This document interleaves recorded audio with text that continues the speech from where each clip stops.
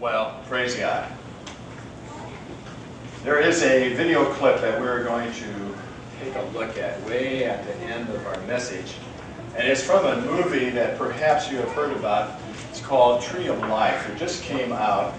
It's been acclaimed by the experts and not so much by those that are the real experts, and that's the audience. And it tells the story of a boy growing up in the 50s in Waco, Texas, and growing up with a relationship with his mother and his dad and his brothers. That's very typical at that period of time, but it also was one in which he constantly felt that God was speaking to him and that God was watching over him. But it didn't comfort him. It, in many ways, terrified him.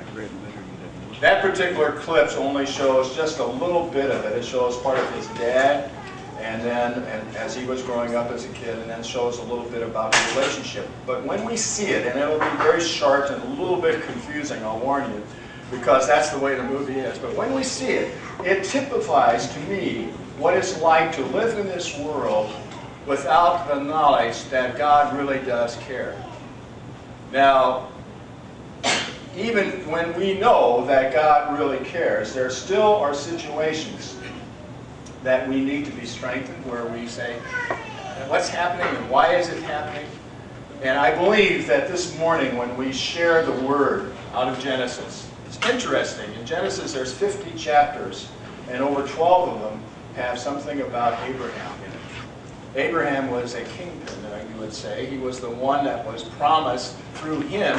We, right here, sitting in this audience, we would receive a gift, a benefit.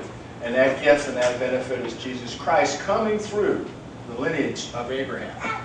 But when we meet Abraham in the text that we're using today, in the chapter 18 that we have today, it is really a time when Abraham has moved to the promised land. He was called. He and his father Terah and Abraham's nephew, Terah's grandson Lot, traveled from the Ur of the Chaldeans a long way, but they were going to Canaan, but they never made it. They came to a place which was called Haran, and maybe because he died there, Terah, the patriarch, the father of Abraham, Abram was his name at that time, the father of Abraham died there. But then soon, when Abraham was 75 years old, Abraham received the call from God to go now to Canaan. Now we open up. Our setting is this. Abraham is sitting in front of his tent. He is now 99. He has been promised a great nation. He has been promised that from his nation he will be a blessing to all.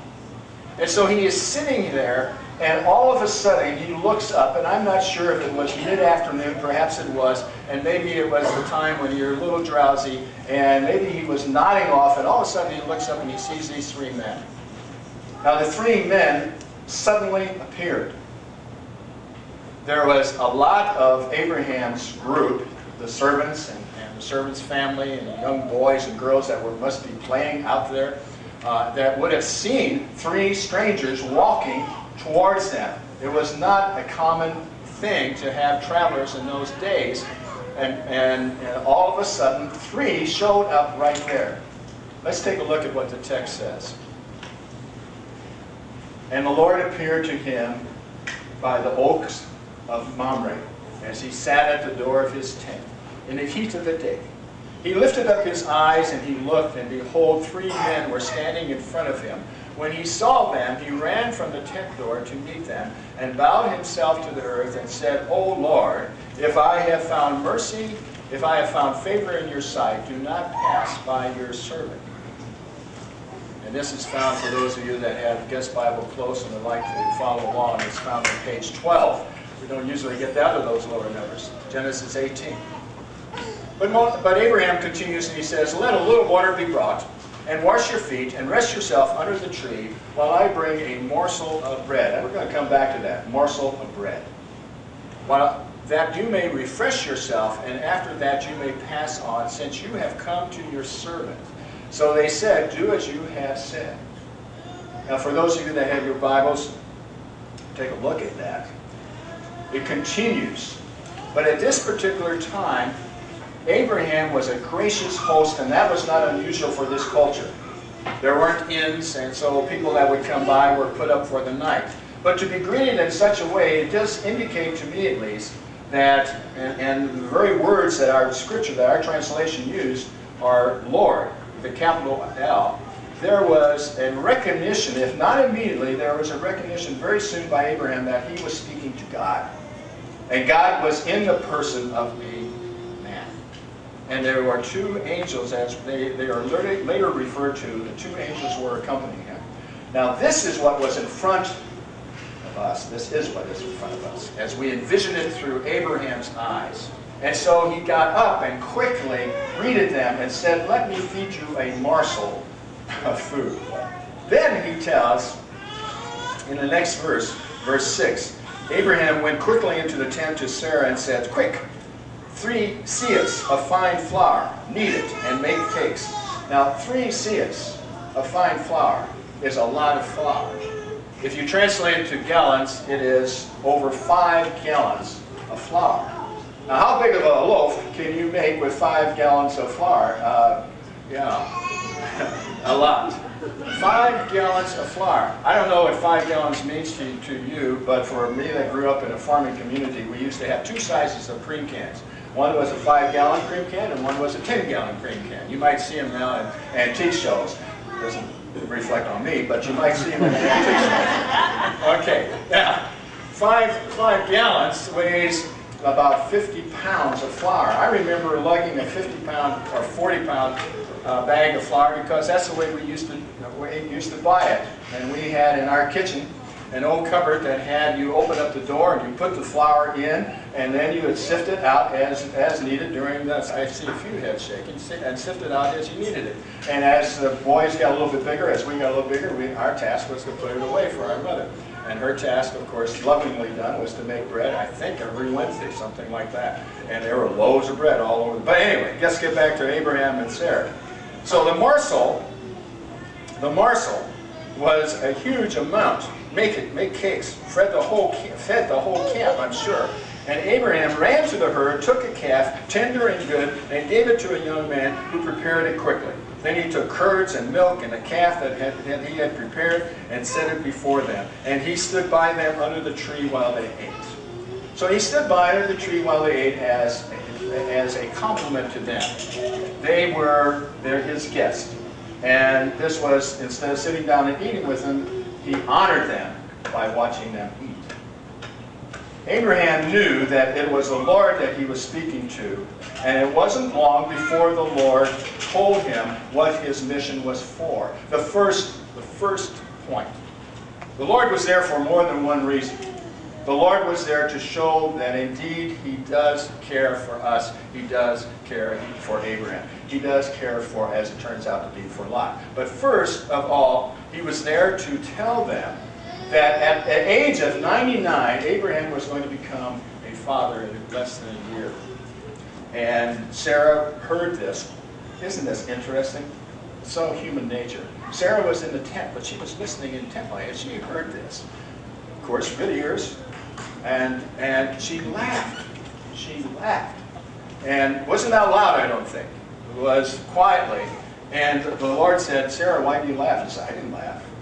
And you know, Abraham was the one that usually made up excuses, but in this particular time, it was Sarah. But she did not receive criticism or ridicule or any kind of punishment from the Lord. He simply said, it will happen. It will happen, as you can read. And then they continue. The story continues, and the story goes on this way, that Abraham follows the Lord and follows the two angels out. And there is where the negotiation starts. And that is what we are talking about today specifically. The Lord says, since Abraham has this great promise, and Abraham is going to fulfill this promise, and from him Christ is going to come, the answer, at least the benefit for all of us. Should we tell him what we are about to do? He got Abraham's attention. So they continued and they said, we have heard how wicked Sodom is, and we are going to go down and see if that's true. If it's true, we're going to wipe it off the earth. And then Abraham says, as we had in our children's lesson, Abraham says, and let's take a look at that. I believe we have that up here. So the men turned from there and went towards Sodom, but Abraham still stood before the Lord.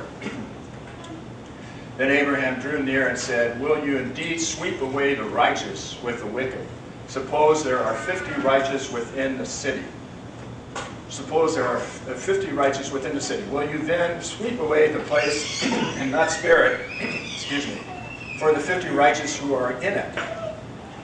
Far be it from you to do such a thing. Now notice how he speaks to God in a relational way. I won't say it's a person, it's a person to God way, but it's in a relational way, and he speaks to him in a way that we can understand. He appeals to a sense of justice.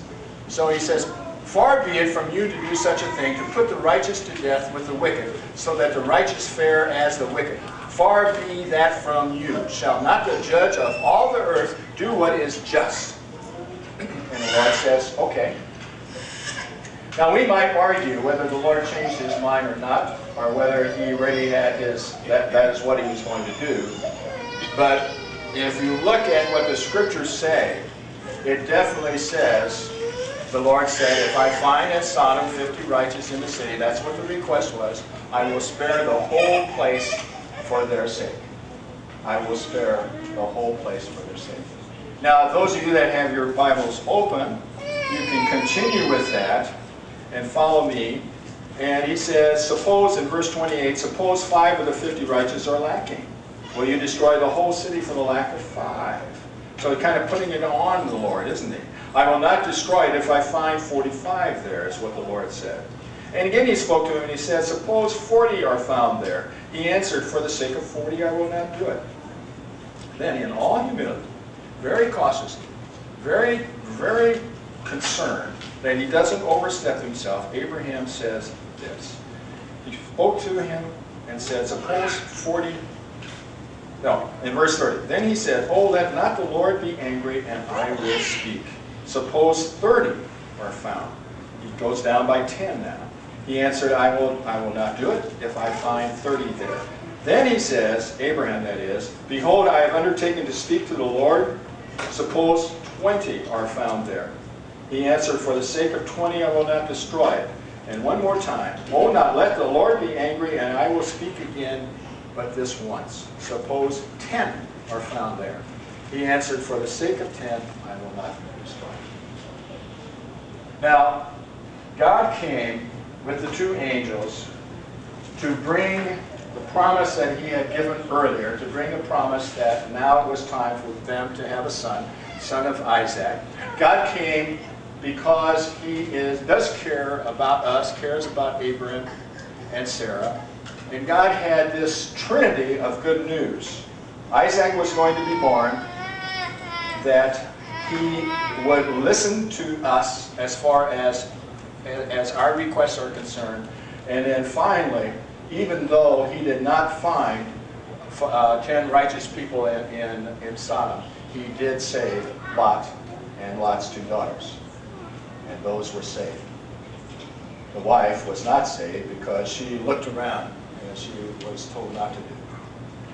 So we have this compassionate God that listened to Abraham.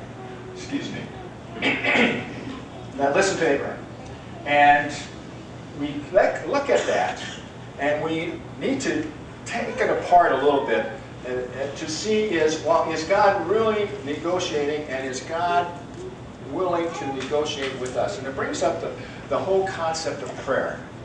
Yancey has written a book, and it's a powerful book about prayer. And he has a chapter in it, and he talks about, do we really need to pray? Since God knows everything, and since everything is in God's will, do we really need to pray? And in that book, he points out that this debate has been going on for a long time.